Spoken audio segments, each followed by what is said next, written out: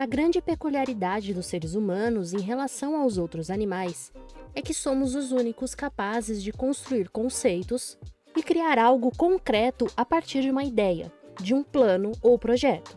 Você pode dizer que formigas, abelhas e castores também constroem projetos bastante engenhosos. Porém, não poderá afirmar que eles aprenderam isso através do estudo de teorias e de métodos técnicos. Só o ser humano é capaz de elaborar teorias e conceitos. Temos conceitos sobre tudo. Cada palavra arrasta consigo outras ideias correlatas e, através dessas cadeias de pensamento, o homem construiu os rudimentos das civilizações, partindo de simples organizações familiares na forma de clãs, depois tribos baseadas em etnia, língua e sangue, até atingir a noção de nações e países colados por obrigações legais. Isso demonstra que o homem sempre viveu em sociedades.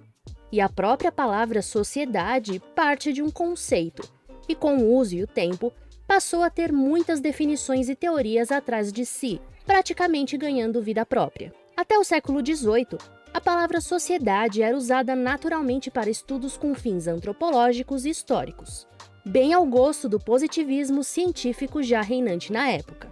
A sociologia, segundo consta, foi o francês Emmanuel Joseph Sieyès, cônsul de Napoleão Bonaparte, quem cunhou o termo em 1780. Mas a palavra só se tornaria o que é hoje a partir de 1838, quando Auguste Comte a adotou para descrever a sua nova ciência baseada no estudo da complicada sociedade moderna industrial, seus fenômenos e como dirigi-la usando métodos pretensamente científicos. A partir daí, várias versões, escolas e visões sobre o tema surgiram em meio ao caldeirão fervilhante da virada do século XVIII para o século XIX. A principal delas, sem dúvida, foi a contribuição dada por Marx e Engels com a sua teoria socialista.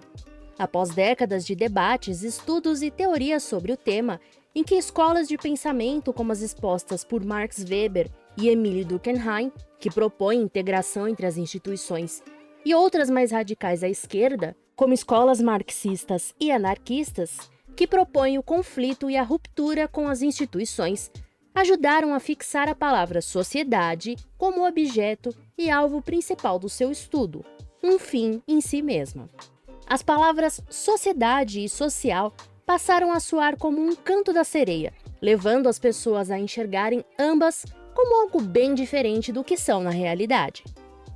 Um dos pais da sociologia, Durkheim, descreve a sociedade como um organismo vivo, em que todas as partes, assim como as partes do corpo de uma pessoa, agem para gerar mais ou menos saúde ao indivíduo, e em que as estruturas sociais, como religião e escola, são capitais para moldar uma sociedade coesa. Sua visão é considerada conservadora, reacionária e burguesa pelos socialistas. Do lado marxista, vemos que o socialismo aposta na acusação de que a sociedade está dividida em classes distintas e antagônicas, e que a solução simplista para a dominação de classes é simplesmente a inversão de quem produz a tirania ou ditadura, antes os burgueses e agora os trabalhadores. Essas visões parecem antagônicas e irreconciliáveis à primeira vista, mas basta olhar com atenção para perceber o truque de semântica sutil que desvia totalmente o debate daquilo que deveria ser seu objetivo principal. O costume do homem civilizado sempre foi achar que os homens primitivos eram primitivos por serem ignorantes, a ponto de projetar nos poderes da natureza, como o trovão e terremotos, intenções e sentimentos próprios do ser humano, humanizando essas manifestações como ações de seres invisíveis como deuses ou demônios. Isso se chama antropomorfismo. Isso quer dizer que temos o costume de emprestar a coisas abstratas e transcendentais aspectos comuns a nós, para que elas se tornem mais compreensíveis ao nosso intelecto.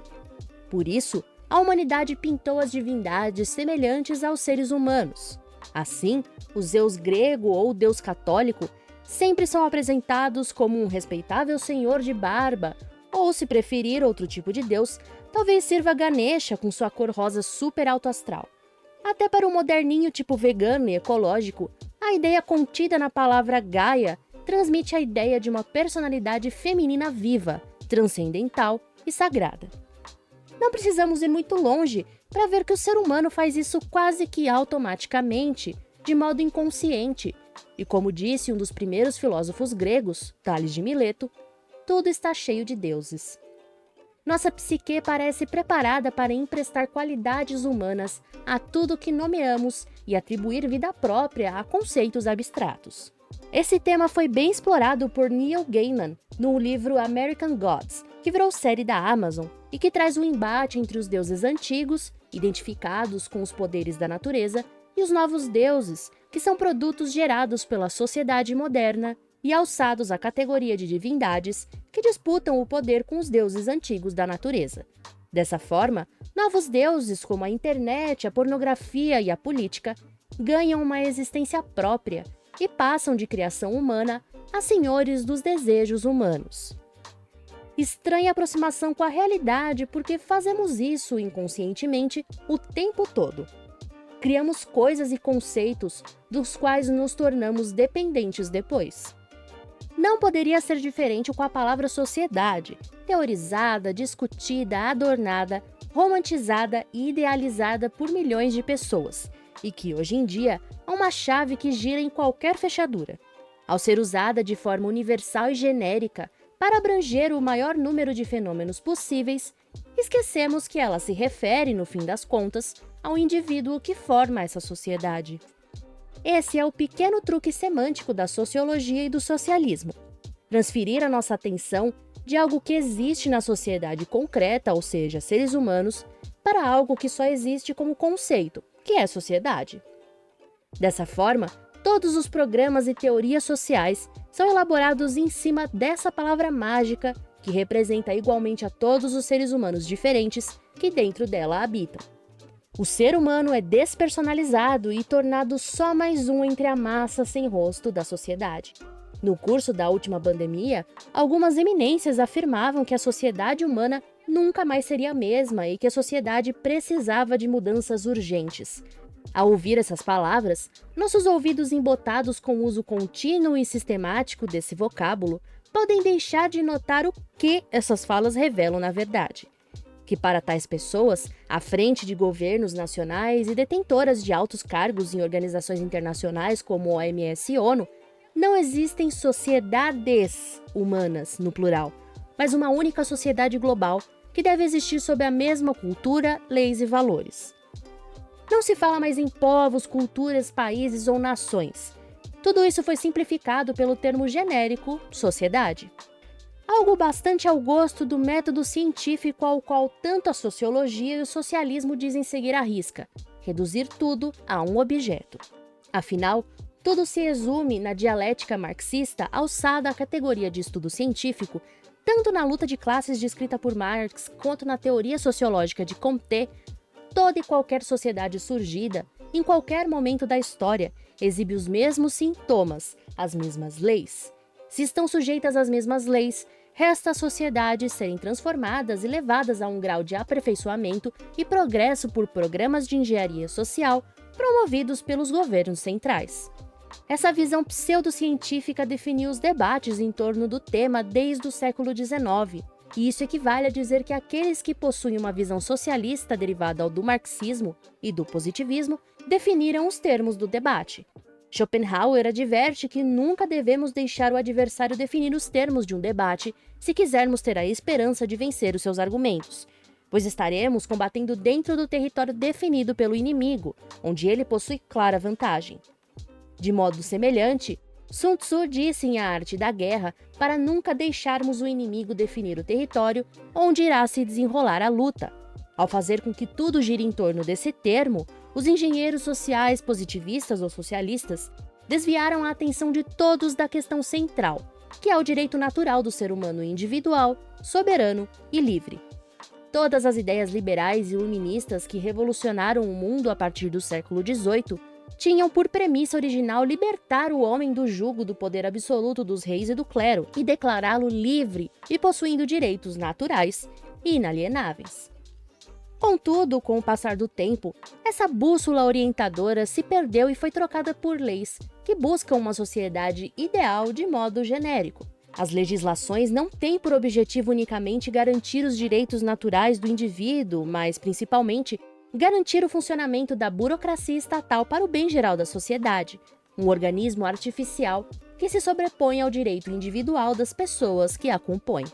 Em resumo, mostramos o motor psicológico que sempre nos levou a emprestar qualidades humanas a conceitos abstratos, e mostramos como isso também se dá com palavras modernas, que ganham cunho de objeto de estudo científico, como no caso de palavras como direito, democracia e sociedade. O homem moderno pensa que é diferente do homem primitivo, mas continua como ele transformando coisas abstratas em entes reais e divindades que são cultuadas e adoradas com teorias e estudos científicos sem base na realidade natural. Além disso, foi demonstrado o quanto o debate em torno do tema foi capitalizado pelos socialistas e pela sociologia, que definiram os termos, seu uso e sua disseminação em todos os campos do saber.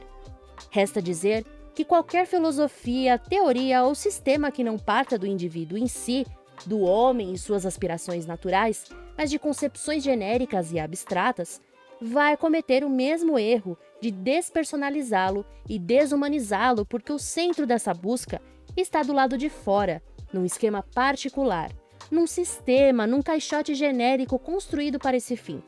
Sejam fascistas, socialistas ou conservadoras, as filosofias do todo cometem sempre o mesmo erro. Almejando o todo e o bem comum de modo geral, o ser humano que não se moldar a esse princípio generalizante torna-se apenas um obstáculo a ser removido para sua plena realização. Ao contrário, as filosofias que partem do indivíduo, cujo centro irradia de dentro para fora, têm mais chances de alcançar o todo e o bem comum, embora não seja esse seu objetivo inicial. Isso acontece porque elas inspiram o ser humano a buscar associações voluntárias benéficas para seu viver e seu crescimento material, intelectual e espiritual. Isso não vem de nenhuma imposição exterior, mas é fruto da própria natureza humana em buscar a lei perfeita da liberdade dentro de si primeiramente e depois no outro, em ressonância a si mesmo. Isso sim pode ser realmente chamado sociedade, associação. Não uma sociedade, mas sociedades no plural, pois não existe uma sociedade perfeita e cada um deve buscar aquela que mais se encaixa ao seu modo de ver e viver a vida sem qualquer interferência vertical. Este vídeo foi o resultado da colaboração entre Aldo Vieira e Mizu Yong. Inscreva-se no L de Liberdade, curta e compartilhe este vídeo. Se você preza pela liberdade, considere nos apoiar tornando-se membro no canal. Até o próximo vídeo!